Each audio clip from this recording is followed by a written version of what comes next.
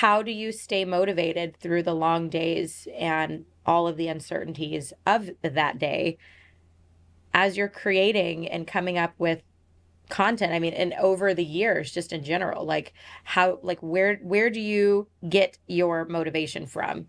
And how does that correlate to the drive that is long term? One is the chip on the shoulder. People said you couldn't do it, or failures from my career that drive me, that I don't think about, but it's just in there. You know, haters, seeing social media comments, you can't do this, you can't do that, whatever, so-and-so is better. That's always, chip is a good one. That's a very powerful fuel source, but it dries up quick, because when you're doing well and you start seeing less haters and everybody around you is like, wow, you're doing so good, Congratulations. Yeah. That well dries up. Yeah. So you got to refuel that frequently. You know what? I think that's always been a big one. I would say that's much less now than it was originally. Originally, I was trying to prove everybody wrong. Yeah. And then I think that's normal too for people who are young. I think that's a normal thing for like younger people who are starting out. The chip is like the top of their list. Yes. As to why they're motivated to do whatever it is. Yes. You told me I can't do this.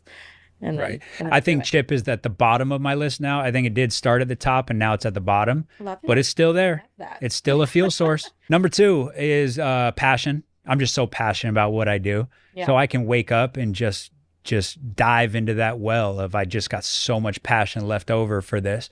And refueling that is sometimes just getting back to the root of what made me passionate about this. Yeah. Sometimes I'm so much in trainer mode, I got to get out and actually play. I got to get out on the court and do an hour session, and that reignites like that inner kid. Yeah, that's true.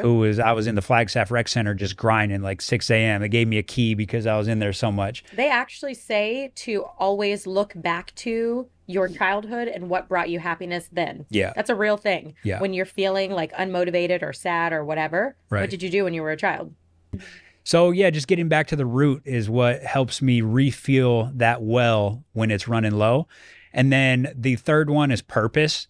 And that's just like, take a step back and like, what is my purpose on earth? What am I here for? Yeah. And that's just to help. Like at the end of the day, I just want to help as many people as possible. Yeah. Just being able to go, look, how many people can I help? How deeply can I help them? How can I like actually change people's lives? Yeah. That goes a long way for me. And how do I nourish, or how do I fill up that well when that's running low? Get out to clinics. Like I think about, we did like the charity clinic in the Philippines, and you see these faces. More of those. You see these faces of like kids that would just never have an experience like that. Yeah. And you can just say a couple words that changes the rest of their life, gives them hope. So stuff like that is what really drives me. The emails, like you get the emails, and sometimes you bring me emails. Yes. And it's like, you know, just people like really confessing like how much we've helped them and changed their lives. Yeah.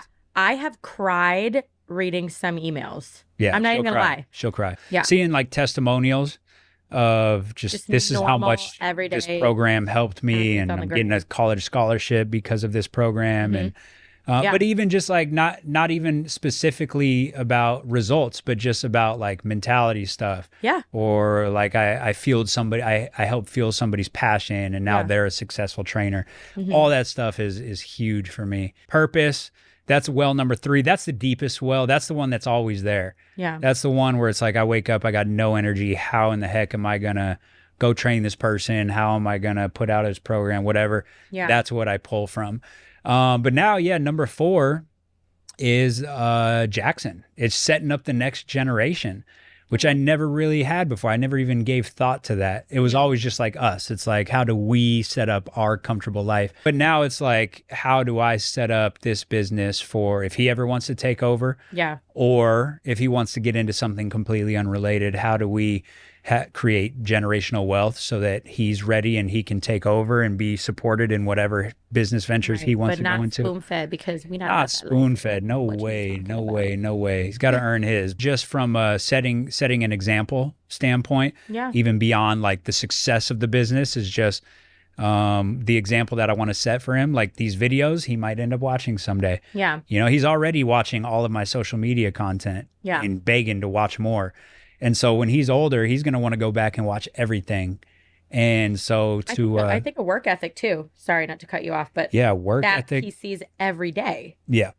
Daddy's going to work. He's focused. This is important to him. Yeah. And then you come back and you're still in a positive mindset. Yeah. And I think that that's tough to do because a lot of people come back and they're burnt out. Yes. And then the kids feel that. Yes. So that's. I was talking to my friend Isaiah. He talks about this book that he read about a trouble tree. And basically the trouble tree is like when you go home or you go hang out with your friends or whatever, everybody portrays all the troubles and they put it on that next person. So you got all these troubles from work or whatever, all this stress. You go home, you carry those with you.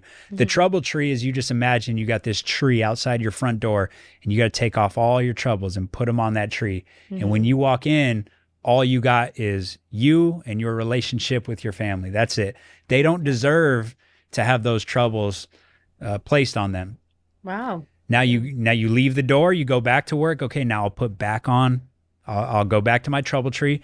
I'll face those troubles. It's not like we're running from the problems. You do have to face them. Yeah. But it's at the front door. So on the way out, on my way back to work, I'll put on my troubles and I'll go face those troubles. But yeah, well, I think that visual helps me now, is that trouble tree. I love that. This is the first time I'm hearing that. Yeah. I've been focused on that great. like the last month, and it helps. Yeah. It helps. Because that's the name of the game, is like, how well can you switch?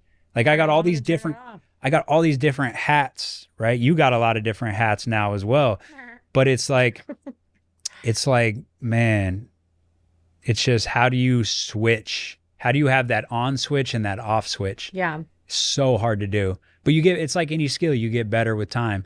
The more you prioritize it, the more you focus on it, the better you get at it.